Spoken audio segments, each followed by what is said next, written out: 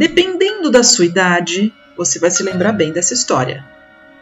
Na época da escola, ninguém queria ficar sozinho no banheiro porque ela podia aparecer no espelho.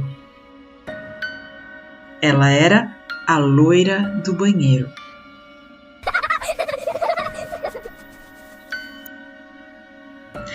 E se eu te contasse que essa lenda urbana pode ter surgido de uma história real? E se eu te contasse que essa história aconteceu aqui, no Brasil? Será?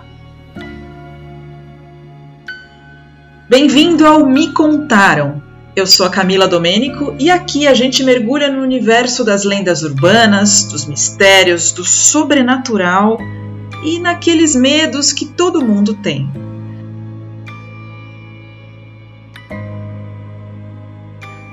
Bom, essa história começa em Guaratinguetá, no interior de São Paulo, lá no final do século XIX.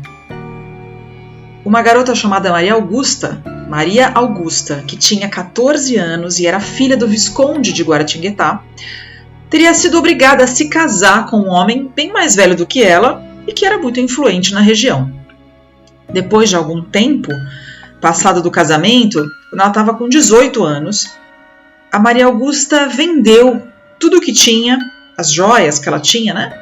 Para fugir de casa e fugir do casamento. Claro, você imagina o que era com 14 anos você ser obrigada a casar. Me parece que ele tinha 34 anos, o marido dela. Então ela vendeu as joias para fugir desse casamento e embarcou para Paris. Passou o tempo, né? Quando ela estava com 26 anos, isso já era 1891, a Maria Augusta acabou morrendo na França. Uns dizem que foi a raiva humana, né? E outros dizem que, não, na verdade, a causa é desconhecida. Mas o fato é que a família, quando soube da morte dela, na verdade a mãe dela, né? O pai àquela altura já tinha morrido.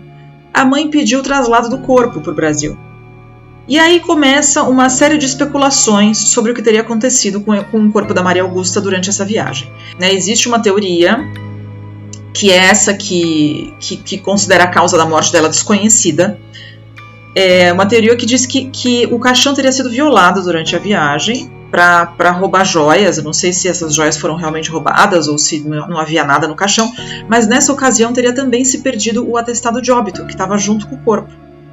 E é por isso que ninguém saberia exatamente de onde e como, né, a Maria Augusta faleceu. Mas acredita-se mais na teoria da raiva humana. Só que agora vem a parte mais tétrica dessa história, na minha opinião. Quando o corpo chegou ao Brasil, a mãe, que estava inconsolável pela morte da filha, pediu que o corpo da Maria Augusta fosse embalsamado e fosse colocado em uma redoma de vidro e exposto dentro da casa dela, da casa onde ela morava. Então você imagina essa cena, né? Isso lá em 1891, um caixão de vidro, né? Exposto provavelmente numa sala reservada ali, esse corpo, lógico, preservado, embalsamado. Só que aí já começou a primeira lenda com relação a Maria Augusta como assombração. Dizem, né, que ela teria sido vista batendo no caixão, dizendo que queria ser enterrada, e outros dizem que também ela pedia por água, porque essa doença da raiva humana, ela faz a pessoa ter sede, né? Então parece que ela pedia água, outros dizem que ela pedia para ser enterrada. Então o primeiro fantasma, a primeira aparição da Maria Augusta como fantasma teria acontecido nessa ocasião dentro da própria casa. Bom, o tempo foi passando e esse casarão onde viveu a família da Maria Augusta, anos mais tarde, foi vendido para o Estado e se transformou no Colégio Conselheiro Rodrigues Alves, que existe até hoje, lá em Guaratinguetá. E foi ali que a lenda da loira do banheiro, com essa casa, esse casarão já na versão escola, né, que a lenda da loira do banheiro ganhou realmente força. porque dizem que alunos teriam visto, né, em um dado momento, um piano que ficava ali na escola sendo tocado sozinho.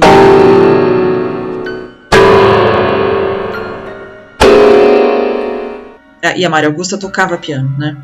E depois também houve um grande incêndio na escola, isso foi em 1916. E aí existe também a teoria de que a Maria Augusta teria sido vista, que ela seria a causa desse incêndio. Dizem também que esse piano teria sido tocado durante esse incêndio, quer dizer, o que não faltam são versões, como toda boa lenda urbana, o que não faltam são versões para uma história que ninguém sabe exatamente como aconteceu. A partir desse dia, né, dessa ocasião, desse incêndio, coisas estranhas então começaram a acontecer na escola, como o som de passos nos corredores, né, torneiras se abrindo sozinhas, né, ruídos desconhecidos. Mais tarde é que veio essa história de se apertar a descarga 3 vezes. Isso foi inventado em algum momento. Na lenda original não existia essa necessidade de se apertar a descarga e tudo mais. Ela aparecia. A loira do banheiro aparecia quando ela queria, né?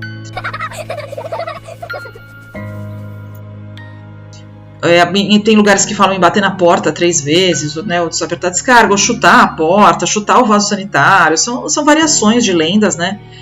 Variações dessa mesma lenda, inspirada inclusive em outras versões de Loira do Banheiro pelo mundo, né? Porque sim, tem outras, né? Tem versão norte-americana, tem uma versão na Espanha também, que é uma garota, se não me engano, chamada Verônica, e certamente há de haver outras tantas versões espalhadas pelo mundo. O fato é que Maria Augusta está, hoje, sepultada em Guaratinguetá, no mausoléu da sua família, e até hoje, sim, até hoje, estudantes do Colégio Conselheiro Rodrigues Alves dizem ouvir esses ruídos estranhos e juram que a Maria Augusta ainda circula por lá. Se essa lenda é verdade, pode ser, ou não, mas isso foi o que me contaram. E se você gosta desse tipo de conteúdo, já curte esse vídeo, segue o canal para você receber notificação e ficar sabendo de outras histórias que me contaram.